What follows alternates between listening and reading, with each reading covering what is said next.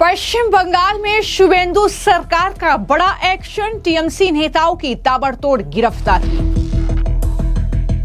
हिंसा में शामिल टीएमसी के गुंडे शांतनु मजूमदार को पुलिस ने किया गिरफ्तार। टीएमसी पंचायत सदस्य रंजीत दास को एक बंदूक 4 जिंदा कारतूसों के साथ दबोचा। टीएमसी गुंडों पर बंगाल पुलिस के ताबड़तोड़ एक्शन से बौखलाई महुआ मोइत्रा।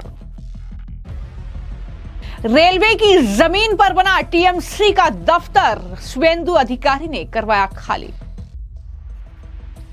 पश्चिम बंगाल में शुवेंदु सरकार बनते ही लगातार ताबड़तोड़ एक्शन जारी है और अब गिरफ्तारियों का दौर बढ़ गया है।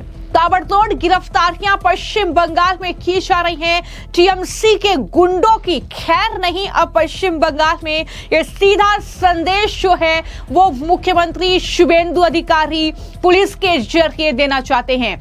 यही वजह है कि टीएमसी के गुंडे शांतनु मजूमदार को पश्चिम बंगाल पुलिस ने गिरफ्तार किया है और शांतनु मजूमदार पर आरोप है कि 2021 के चुनाव के बाद जो हिंसा हुई थी वो उसमें शामिल था, जिसका इलाज ममता सरकार ने तो नहीं किया, लेकिन अब पश्चिम बंगाल में सत्ता परिवर्तन होते ही ये इलाज जो है वहां पर टीएमसी के इन गुंडों का हो रहा है, जिसकी बात लगातार चुनाव प्रचार में की गई बीजेपी के जरिए कि जैसे ही पश्चिम बंगाल की सत्ता पर बीजेपी काबिज होगी, सबसे पहले जो टीएमसी के गुंडे हैं उन्हें कहीं ना कहीं उनका इलाज करने का काम किया जाएगा और वही तस्वीर देखने को मिल रही है। वहीं पर कूच बिहार में भी बड़ी गिरफ्तारी हुई है। टीएमसी पंचायत सदस्य रंजीत दास को एक बंदूक और 4 जिंदा कारतूसों के साथ गिरफ्तार किया गया है। ये बड़ी गिरफ्तारी है, तस्वीर आप देख रहे हैं। यानी जो पश्चिम बंगाल की पुलिस भी मूक दर्शक बनी रहती थी, लेकिन मुख्यमंत्री बनते ही शुवेंदु अधिकारी के वो एक्टिव मोड में है। लगातार जो है पिछले मामले खंगाले जा रहे हैं और इस तरीके से गिरफ्तारियां चल रही हैं। और जैसे जैसे गिरफ्तारी बढ़ रही है, कोलकाता पुलिस, पश्चिम बंगाल के अलग अलग जिलों की पुलिस एक्शन में आ रही है। वहीं पर टीएमसी की सांसद महुआ मोइत्रा जो है वो भड़क उठी हैं। जो गिरफ्तारियां चल रही हैं, जो पश्चिम बंगाल की पुलिस प्रेस कॉन्फ्रेंस कर रही है, अब पश्चिम बंगाल की पुलिस ने अगर प्रेस कॉन्फ्रेंस हिंदी में कर दी तो वो भी महुआ मोइत्रा को रास नहीं आ रहा है। बाकायदा उन्होंने एक ट्वीट किया है तो महुआ मोइत्रा की तरफ से कमिश्नर को सीधे तौर पर घेरा गया क्योंकि वो हिंदी में बात कर रहे हैं। उन्होंने लिखा कि जिस तरह बंगाल पुलिस बंगाल में एक बंगाल समर्थक कार्यकर्ता की गिरफ्तारी के बारे में हिंदी में बात कर रही है, वो मुझे बहुत पसंद आया। परिवर्तन नहीं, ये दरअसल एक तरीके से तंज कसा गया है महुआ मोइत्रा की तरफ से। तो लोग लिख रहे हैं कि महुआ मोइत्रा शायद बंगाल हारने के बाद अपना मानसिक संतुलन खो बैठी है और वो कह रही है कि पश्चिम बंगाल की प्रेस कॉन्फ्रेंस जो हो रही है उसमें पुलिस हिंदी बोल रही है। दरअसल जिस वीडियो को लेकर महुआ मोइत्रा ने ये लिखा है अपने एक्स हैंडल पे, उसमें अगर फैक्ट चेक किया जाता है तो उसमें निकलकर सामने आता है कि कोलकाता पुलिस कमिश्नर ने कल बंगाली में भी बात की थी। टीएमसी के दौरान भी वो हिंदी में ही बात कर रहे थे। वो पत्रकारों के सवालों के मुताबिक तीनों भाषाओं में जवाब देते हैं, यानी हिंदी, इंग्लिश और बंगाली में वो जवाब देते हैं। लेकिन महुआ मोइत्रा इस बात को लेकर भड़की हुई है कि वो हिंदी में बोल रहे हैं जबकि वो तीनों भाषाओं में बोल रहे हैं। लेकिन ये भ्रम फैलाकर कहीं ना कहीं इस तरीके से घेरा जा रहा है। और वहीं पर जब हम एक्शन की बात कर रहे हैं तो पश्चिम बंगाल में ये टीएमसी के नेताओं की बौखलाहट क्यों बढ़ी हुई है। दरअसल इस तस्वीर को देखिए जहां पर पश्चिम बंगाल के नेहाटी में रेलवे की जमीन पर एक अवैध दफ्तर बना था टीएमसी का और उसे खाली कराने के निर्देश दे दिए गए हैं। ये आदेश दिए जाने के बावजूद दफ्तर पर कब्जा बना रहा, लेकिन रेलवे के एक नए आदेश के बाद आखिरकार उसे खाली करवा लिया गया।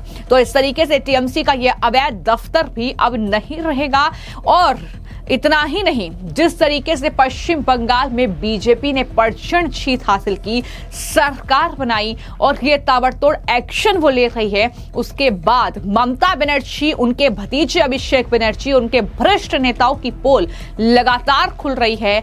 अब अभिषेक बनर्जी से नाराज एक टीएमसी लीडर कोहिनूर मजूमदार ने एक बड़े धमाकेदार आरोप जो है वो अभिषेक बनर्जी पर लगाया है। उनका दावा है कि अभिषेक बनर्जी ने आर्जिकर प्रोटेस्ट को हवा देने के लिए लेफ्टिस्ट और इंडिपेंडेंट ऑर्गेनाइजेशन को फंड किया ताकि ममता बनर्जी को इस्तीफा देने और खुद के लिए सीएम की कुर्सी हथियाने की सोची समझी कोशिश की जा सके। और इस तरीके से कहीं ना कहीं सवाल अब उठने लगे हैं कि टीएमसी के नेता एक के बाद एक चौंकाने वाले खुलासे कर रहे हैं। रिजू दत्ता जो कि टीएमसी के प्रवक्ता थे, वो लगातार खुलासा कर रहे हैं और अब उन्होंने एक टीवी डिबेट में ये दावा किया कि आईपैक टीएमसी नेताओं को रोजाना कुछ तय कैप्शन भेजता था ताकि वो ऑनलाइन चुनिंदा बीजेपी नेताओं को निशाना बना सके। उनका कहना है कि नेताओं को एक कोमा या फुल स्टॉप भी बदलने की इजाजत नहीं थी, उन्हें वो टेक्स्ट ठीक वैसा ही पोस्ट करना पड़ता था जैसा कि उन्हें भेजा जा सकता। यानी आईपैक ने पूरी तरीके से टीएमसी को हाईजैक कर लिया था और इस तरीके से कब्जा कर लिया था। ये सारे खुलासे लगातार किए जा रहे हैं। यानी अब ममता बनर्जी की पार्टी के नेता भी उनके नहीं रहे हैं और इस तरीके से उन्होंने भी मोर्चा खोल दिया है। ममता बनर्जी टीएमसी के खिलाफ वो लगातार खुलासे कर रहे हैं, लेकिन ममता बनर्जी अब ना घर की रही है ना घाट की। यही सिचुएशन ममता बनर्जी के लिए पश्चिम बंगाल में फिलहाल है। जिस तरीके से भ्रष्ट उनके नेता जो जेल में जा रहे हैं, जिस तरीके से टीएमसी के गुंडे जिनका इस्तेमाल हिंसा में किया गया, आगजनी में किया गया और डराने और धमकाने के लिए किया गया, अब उनका इलाज शुरू हो गया है, गिरफ्तारियां हो रही हैं, तो जाहिर तौर पर टीएमसी की बौखलाहट बढ़ी हुई है। नहीं, बहुत नेता मंत्री ऐसे हैं टीएमसी के, मैक्सिमम सब करप्टेड है। अभी तक पुलिस की अनुमति नहीं मिलती थी, गवर्नर की अनुमति नहीं मिलती, तो इंक्वायरी नहीं हो रहा था। अभी सारे केसेस ओपन होंगे और सारी बातों की इंक्वायरी होगी। जनता जो चाहती है वही होगी। प्रधानमंत्री नरेंद्र मोदी जो रैली में कहे थे कि पेट्रोल और सोना नहीं खरीदना, पेट्रोल कम यूज करना, इस पर कांग्रेस बता रही है कि प्रधानमंत्री अब प्रधानमंत्री नहीं रहे, वो अब 14 साल तक क्या किया। अब कांग्रेस कहाँ रहा है, वो बोलेगा प्रधानमंत्री क्या बोलेंगे। कांग्रेस के नेता लोगों का काम ही क्या है, बंगाल में कांग्रेस है ही नहीं, तो उनको गाड़ी यूज करने की जरूरत क्या है। पेट्रोल क्यों फूकेंगे फालतू का, जनता जो काम के लिए जा रहा है उसके लिए है। और प्रधानमंत्री जी बोले हैं कि हम लोग भी, सब व्यक्ति, किसी के लिए अलग नहीं है, सब लोग पेट्रोल का, डीजल का, गैस का खपत उसका बचाव करें, देश की इकोनॉमी का ऊपर प्रेशर ना आए। सुप्रीम कोर्ट ने कहा इससे पहले जो सरकार की तृणमूल कांग्रेस थी वो सीधी याचिका दायर करे एसआईआर को लेकर, जो निर्वाचन कमीशन के तरफ से जो लिस्ट में नाम बात कर दिया है, ये घूम के वो लोग आ रहे हैं और कह रहे हैं बार बार कि एसआईआर में काफ़ी 90 लाख लोगों का नाम बात दे दिया है। क्या करेंगे? नहीं, जिनका भी नाम बात हो गया है उनके ट्राइब्यूनल में उसको अधिकार दिया जाके एफआईआर करे। सब जगह गलती हो सकती है, तो गलती तो नहीं है, जानबूझकर टीएमसी के लोगों ने कराया है, तो उसका फिर भी न्यायालय है, उसके लिए सब दरवाजा खुला है और वो प्रक्रिया चालू है। काफ़ी लोगों का नाम आया है फिर से। राज्य के मुख्यमंत्री शुभेंदु अधिकारी आज आसाम जाएंगे, वहाँ के जो शपथ ग्रहण अटेंड करेंगे। यहाँ हमारे मुख्यमंत्री का शपथ ग्रहण में देश के भारतीय जनता पार्टी और एनडीए के जितने घटक हैं, सबके मुख्यमंत्री, उप मुख्यमंत्री और सारे नेता आए थे। ये बहुत बड़ा एक मैसेज है बीजेपी का कि पूरा देश बंगाल के साथ है।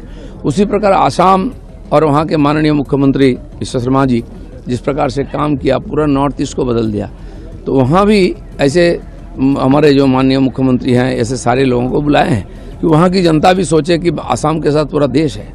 कल आपने जो चार्ज था आपका मिनिस्ट्री का, वो चार्ज आपने लिया है, क्या था? आज भी 2 डिपार्टमेंट में जाएंगे, बाकी 2 का चार्ज लेंगे, ऑफिसर से बात करेंगे। फिलहाल इस खबर को लेकर आपकी क्या राय है, हमें कमेंट बॉक्स में जरूर लिखें। धन्यवाद।